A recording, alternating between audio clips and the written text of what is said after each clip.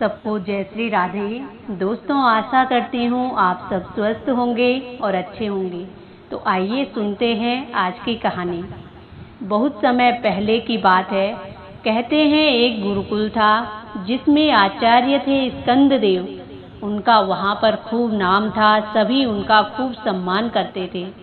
दूर दूर से विद्यार्थी वहाँ गुरुकुल में शिक्षा लेने आते थे।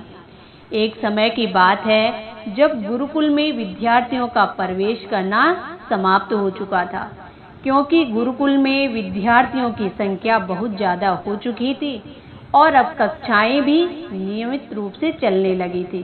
स्कंददेव के योग और उनके प्रवचन सुनकर विद्यार्थी उनसे बड़े प्रभावित होते थे।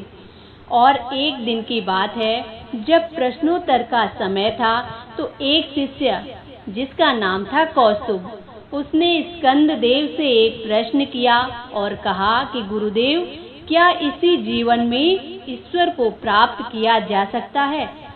अब स्कंददेव एक क्षण के लिए मौन हो गए। फिर उन्होंने विचार किया और कुछ देर बाद कहा कि तुम्हारे इस प्रश्न का उत्तर मैं तुम्हें कल दूंगा। आज तुम जब लोग सोने के लिए जाओगे तो सोने से पहले भगवान का ध्यान करते हुए बिना माला लिए 108 बार वासुदेव मंत्र का जप करना और प्रातः आके मुझे उसके बारे में बताना। जब प्रातः काल स्कंददेव अपने प्रवचन के लिए आए तो सभी विद्यार्थी बड़े अनुशासन के साथ वहां बैठ गए।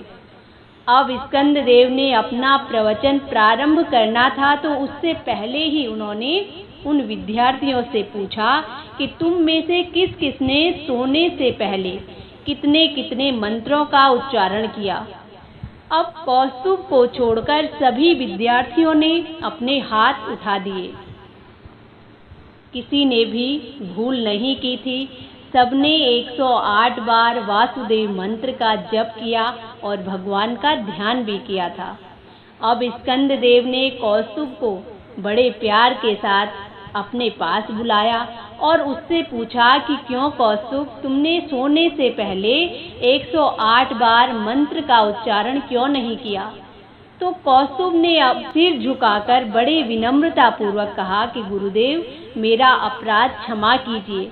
मैंने बहुत प्रयत्न किया था, किंतु जब मैं चित जप की संख्या गिनने में लगाता तो भगवान का ध्यान ही नहीं रहता था, और जब मैं भगवान का ध्यान करता तो गिनती करना भूल जाता।